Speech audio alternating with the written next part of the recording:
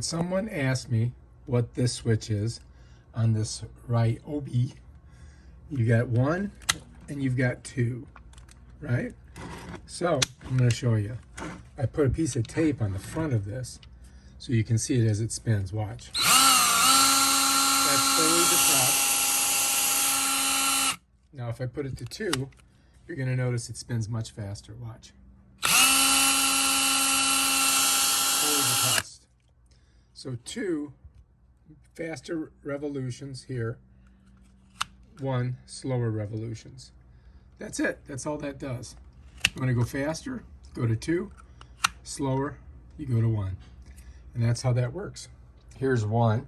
And now watch the white tape as it goes around. I've got the trigger fully depressed.